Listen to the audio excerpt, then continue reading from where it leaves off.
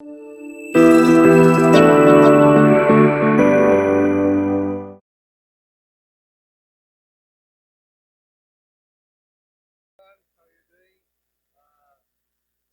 let's get started. My name is Gabriel Mazetto. You will find me online as Brodoc. I work for this tiny company called GitLab as a back-end engineer for the Geo team. We are now about 800 people and growing.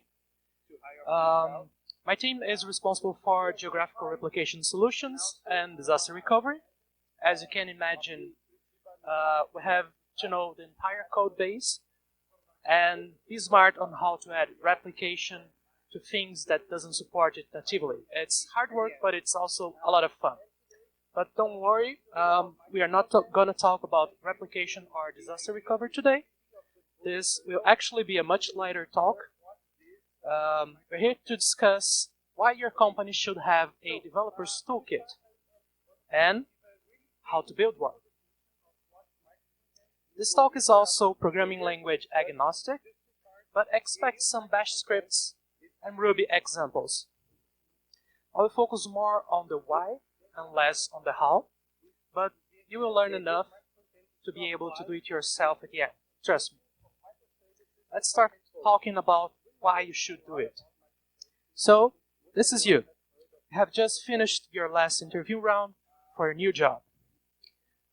You have endured the marathon of the very useful meetings, interviews, and a really, hope not, whiteboarding session where you proved how good you are by coding with your bare hands a self-balancing binary search tree in front of a committee, which half of the people barely know how to use email and Facebook. And you're just comparing the solutions with what they have on their hands in a card.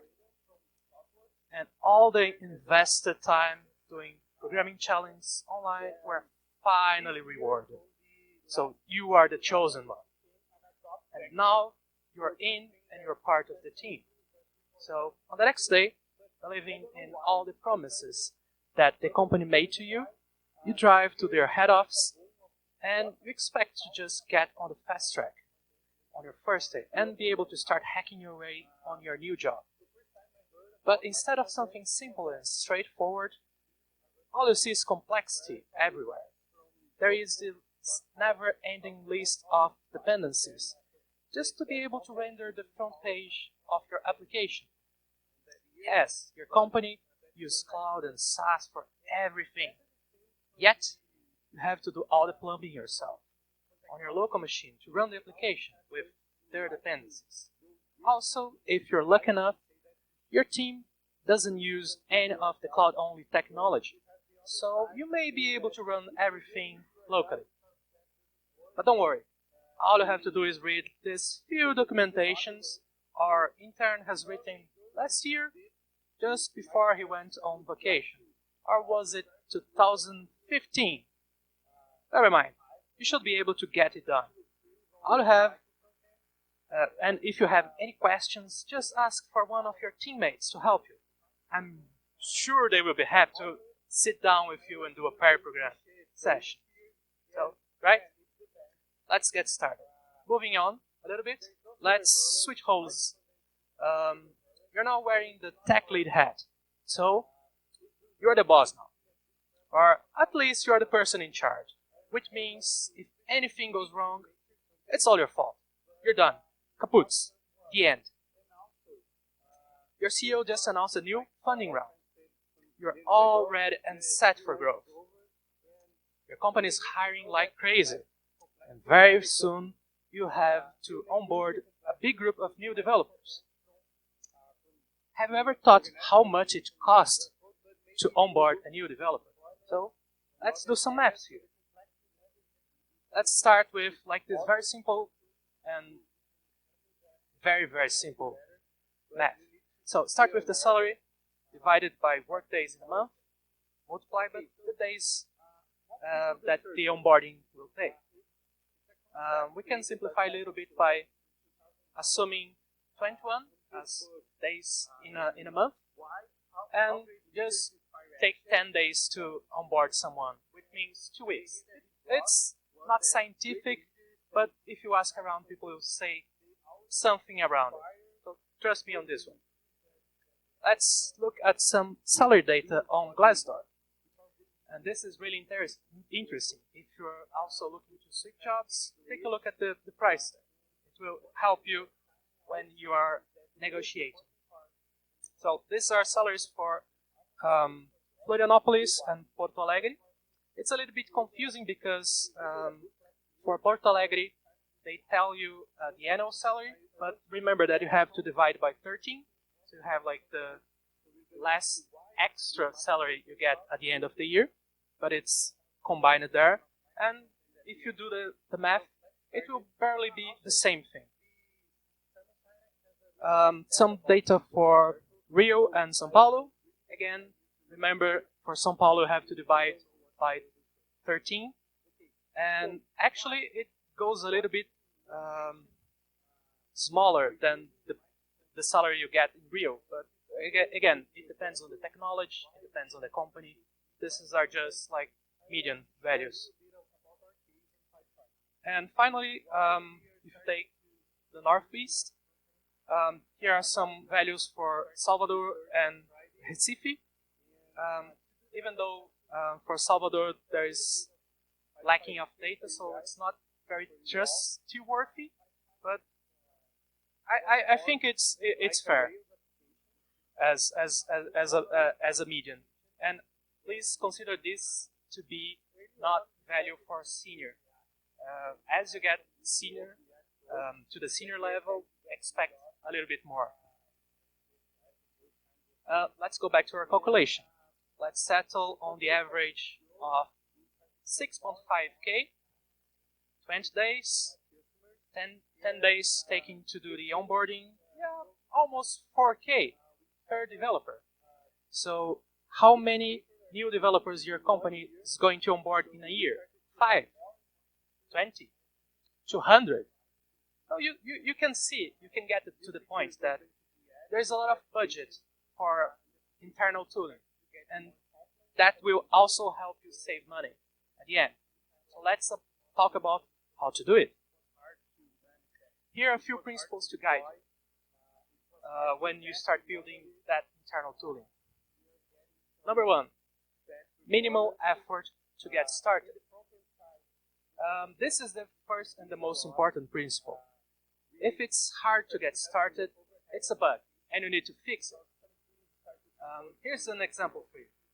Instead of a big documentation listing all the dependencies your project has and how to install them, why don't you just provide a small script that does the job? Number 2, good enough defaults. You don't have to make decisions up front. Get something that can help them hit the ground running and let them change configuration later. You can think it's like the convention over configuration idea, but remember to provide configuration when it makes sense. Number 3, expose the internals and make it easy to hack. A common misconception is that you can run the same tools you use in production as your development environment without any compromise. When you build something to be deployed in production, you have different concerns and limitations. Like, for example, you want to remove any non-essential bit and optimize for max throughput or stability, which means using any resource available to provide a request as fast as possible. Number 4, automate and scriptize as much as possible. You may not always be able to automate things completely, and that's fine. So think about writing small scripts instead that takes input and use human decision flows as a way to reduce the burden of executing the tasks. A good example is migrations. You may want to provide a script that can copy something from A to B or migrate from version X to Z. And it's better than like this huge documentation telling all these steps that you have to follow. Number 5, be as flexible as possible. While you may find it easier to try to standardize on a few things like choosing one operation system to support, or one editor or IDE, one browser or a set of add-ons, that will only fit the person who made the decision. So embrace the diversity of people and thinking. Provide support for the different environments and let people decide the tool they want to use. And let's address the elephant in the room here. You may be asking yourself this question: why can't I just use Docker? So fair warning here. I will enter at unpopular opinion territory, but there are a few things to consider. Docker hides complexity, but it doesn't remove it. Whenever someone talks about how easy it's to just use Docker, it seems like it's a magical package that works out of the box for any kind of scenario with minimal complexity. And this is the misleading part. While it hides the complexity by sweeping under the carpet, whenever you need to poke your fingers at it, it becomes a laborious effort. In other words, it's not easily hackable. Yes, you can rebuild the image, but it takes time. Also, you may find yourself having to support a Linux distribution you never worked with, and that's complexity. Packaging new software is not easy. If you think you don't need to understand anything about Linux and its internals to use Docker, try packaging a new software to run inside it. I dare you. Also, try to expose every configuration bit and make it possible to handle some weird network orchestrations. Yeah, go ahead. Also, if you want to make a good use of it and build something that is reliable, lightweight, just double or triple the effort. As anything in the world, there are caveats. Want to run it on Windows or Mac? Support is lacking for the most advanced features like mapping domains, or it may run slow unless you know how to do some fine-tunings. And the last bit, you're always running production mode by default. Good luck trying to debug anything inside a container. All the isolation around it prevents you from running standard tools like GDB or strace. Also, because Docker containers are expected to run in production, expect the server to be tuned for performance and high throughput, which means you will probably have test and debug logs levels disabled. It will also consume all the memory and CPU cores you throw at it. And last but not least, people lied to you when they said it's hard to run your dependencies on your own machine. You may not need Docker at all, or at least not for everything you run. Here's a quick example. Do you want to run an isolated database just for your application? So this is the most common example. It's very simple. Let's take Postgres as an example here. You create a Postgres folder.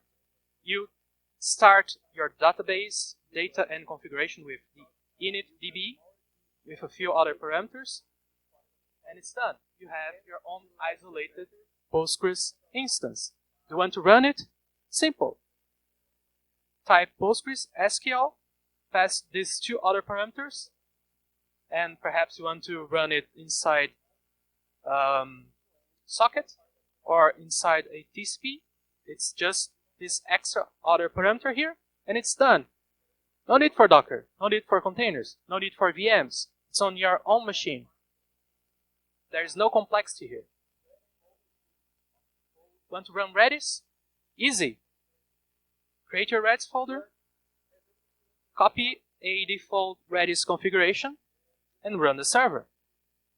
No Docker, no VM, no cloud, no anything. It's on your machine. It's easy. And how do you package and distribute this whole thing? Oops. Just create a Git project. If your entire application lives in its own project, it's in its own repository, you can even host it inside a subfolder. If you have like this multiple applications with multiple repositories, you can create one repo to unify them all. You can even use some fancy commands like git submodules to get all the dependent repositories in line and have them update and clone at the same time with the exactly version that you want. So easy.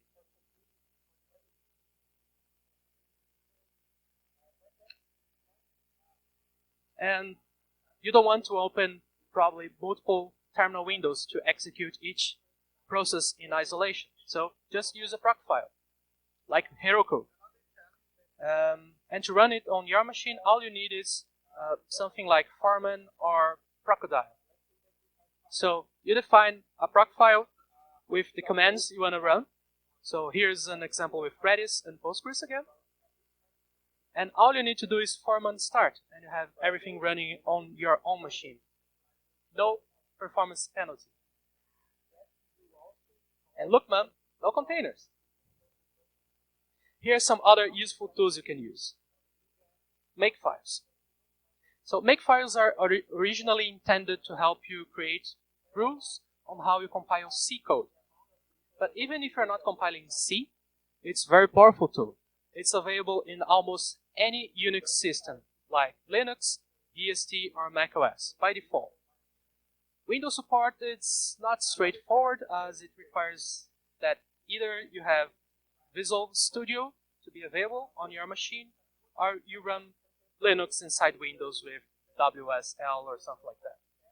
So let's take a look at how makefiles work.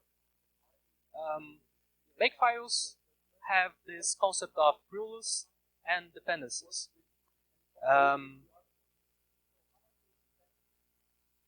rule can have subrules as dependencies, and there's also some special rules that behave differently. And we will see in the next slides how they behave. So again, this is an example. By default, make command will execute every rule in parallel.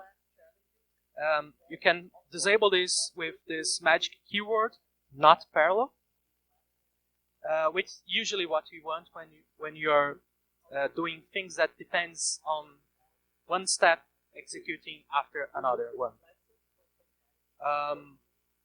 The all keyword defines the default execution. You can also pass or call make with each step that you want to execute in isolation, or just run the default.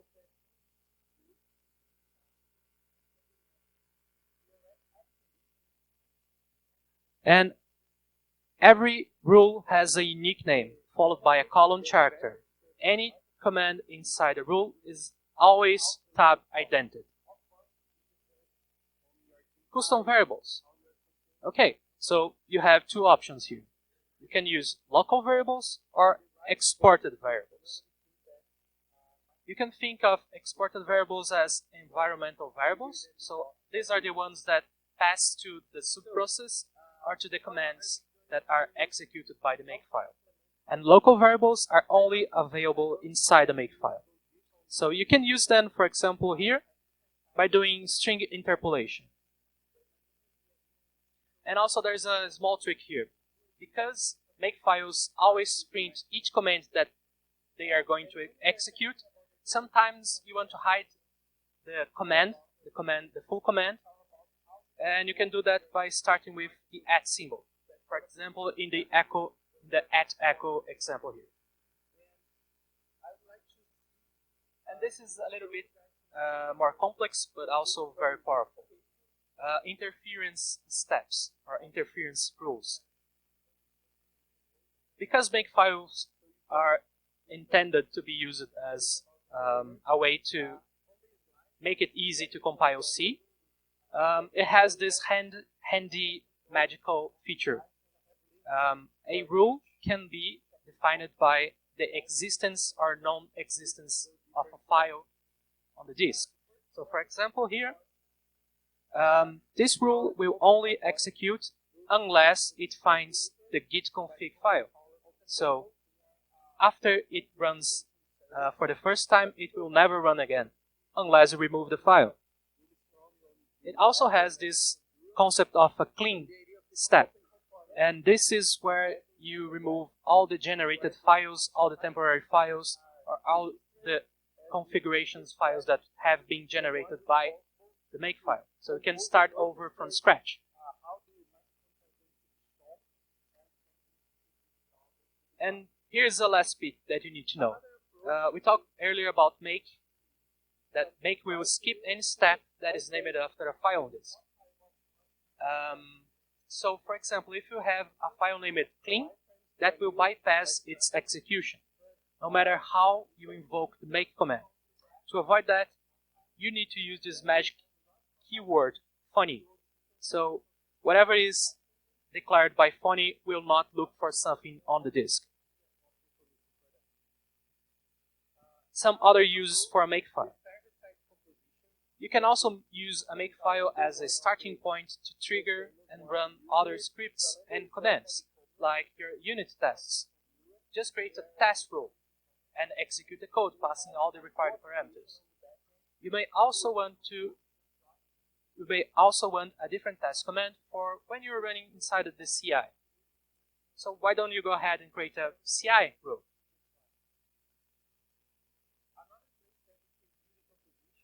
You also want to check your code coverage. Add another rule to execute your test coverage using your library of choice. Because makefiles are language agnostic, it's a good choice, no matter what language your company uses. If you happen to use Ruby, I have some good news for you. Ruby implements something inspired in makefiles, but with a more familiar syntax and even more powerful, as you have the full power of the Ruby API and all the power from the Ruby gems that you need, plus the same primitives from the makefiles. Makefiles are usually shipped with Rails applications and is used for many other things that I talked before, like triggering a test or CI build. Rubyists also like to control important parts of the application lifecycle, like triggering changes on the database schema via the execution of active record migrations, as well as triggering assets building pipeline. Here's an example of a rake task created after that one that we just made with makefiles. The syntax is much more Ruby friendly, as I talked before, and if you know the language, you can navigate well.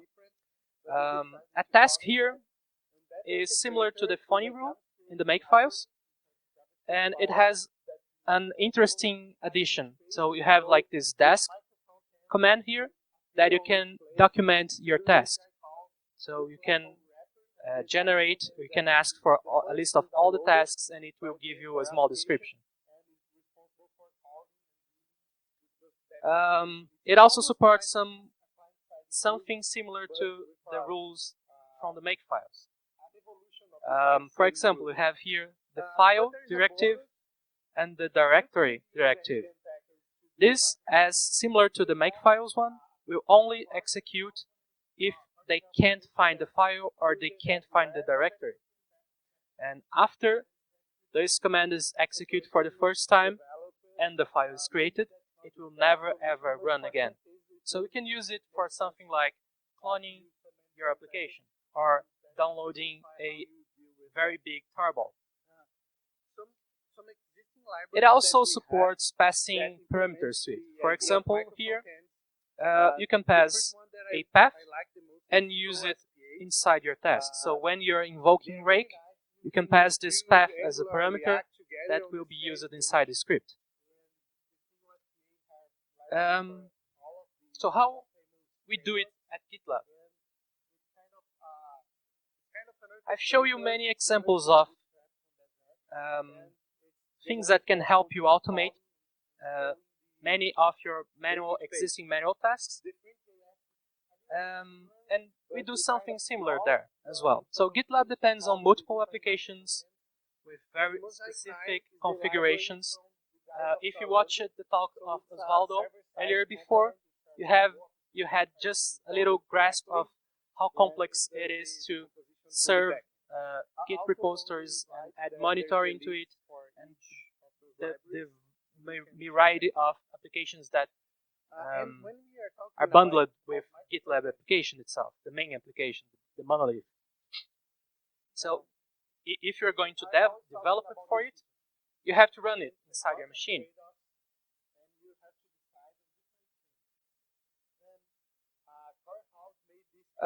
In production, we use usually one of these two. So we have a omnibus setup, which is the packaging and orchestration that you get for free when you install GitLab from your Linux distro package.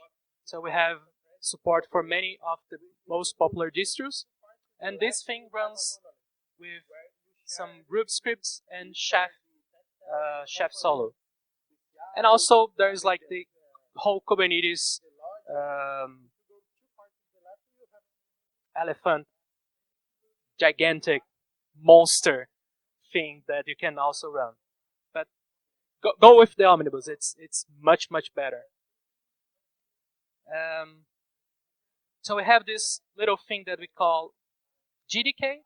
Please do not get confused with the GNOME GDK.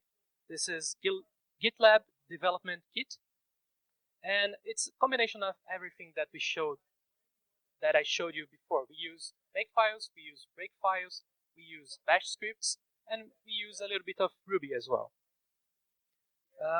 So the GitLab Development Kit is composed of two main projects: a Ruby gem called GitLab Development Kit, and a Git clonable repository that contains documentation, many bash scripts, a makefile, breakfile, and a few directories holding each dependent database. So this is how you get started. So assuming that you have Ruby on your machine, you install the Ruby gem. So gen install GitLab Development Kit. Then you initialize a new contained environment. There's no Docker here. So just type GDK init and you give a name to the folder. And next, you go to that folder and do GDK install. So these two commands will clone the main repository, we clone all the dependent projects, will generate the default configuration, and will generate you a proc file and get everything ready and set to run on your machine. And all that is left to do is GDK run, and you get GitLab running on your machine. Also, from time to time, as things change, you probably want to update your configuration. So GDK reconfigure. Or if you messed something, GDK reconfigure. It will get you from scratch. Also, from time to time, you also want to update the whole state of everything. So GDK update. That's easy. No complexity here. Or at least the complexity is hidden from you. But it's hackable. It's on your machine. It's just a folder away. Do you want to change something for Postgres? The file is there. You don't need to figure out which container is running or how the heck you're going to change the specific environment variable that will trigger something. Oh, it's all there. And I hope I was able to give you some ideas and hopefully inspire you to improve your internal process by adding some internal tools that will help you and your team on a day-to-day without much over-engineering. Thank you.